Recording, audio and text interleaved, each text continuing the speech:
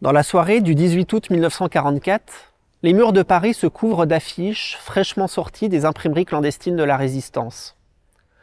L'une d'entre elles porte la signature du colonel Henri Rol-Tanguy, un ouvrier métallo, militant communiste et syndicaliste, ancien combattant des brigades internationales, qui dirige depuis quelques mois les forces françaises intérieures en région parisienne. Sur cette affiche, ordre est donné à la population de prendre les armes et de se soulever contre l'occupant nazi. Par ailleurs, le même jour, la CGT lance de son côté un appel à la grève générale insurrectionnelle. Prise en étau entre la progression de l'armée rouge sur le front de l'Est et les débarquements alliés en Normandie et en Provence, les troupes allemandes sont sous pression. Pour les forces de la résistance, le moment est enfin venu d'engager la bataille décisive contre l'ennemi, contre le Boche, comme on le désignait alors. La classe ouvrière se porte aux avant-postes de ce combat. Depuis le début de l'été, les actions et les sabotages se multiplient en dépit d'une féroce répression. Et après les manifestations populaires du 14 juillet, les cheminots donnent le 10 août le signal de l'insurrection. La grève paralyse le trafic ferroviaire avant de s'étendre à d'autres secteurs. Le 19 août, les premiers coups de feu éclatent au cœur de Paris.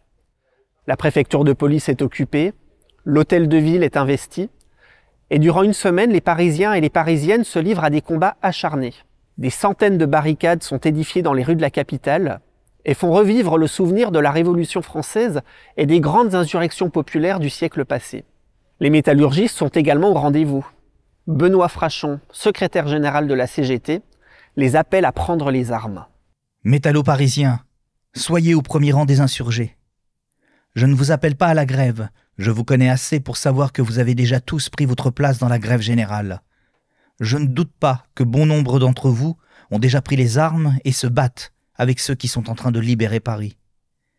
Cette lutte commencée, il faut la poursuivre, la développer, la mener jusqu'au bout, jusqu'à ce que l'ennemi, pris entre les armées alliées qui marchent sur Paris et les Parisiens insurgés, soit exterminé ou capitule. Feu, feu sur les assassins de Timbaud, de Pierre Sémar, de Péry et de tant des nôtres. Feu, feu sans pitié contre ceux qui brûlèrent femmes et enfants dans l'église d'Oradour. Feu, feu contre ceux qui vous ont humiliés pendant 4 ans de leur morgue insolente. La grève se généralise et la plupart des usines sont en ébullition. On se bat même dans certaines fabriques d'armement où les ouvriers s'emparent des ateliers et remettent en état des armes, des chars et des blindés dont s'emparent les résistants.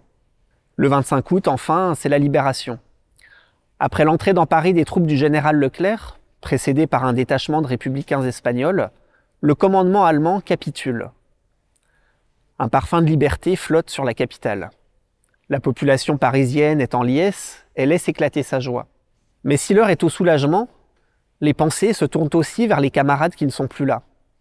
Dans la région parisienne, ce sont par exemple plus de 200 militants de la CGT Métallurgie qui, à l'instar de Jean-Pierre Timbaud ou de Suzanne Masson, sont tombés au combat, ont été fusillés ou sont morts en déportation. Si Paris est maintenant débarrassé de l'occupant, la guerre n'en est pas pour autant terminée, et les combats se poursuivent pour libérer la totalité du territoire. Un nouvel enjeu s'ouvre alors pour le peuple français. Après avoir vaincu le fascisme, il lui faudra désormais restaurer la souveraineté du pays et construire les jours heureux en s'appuyant sur le projet démocratique et social élaboré par le Conseil national de la Résistance.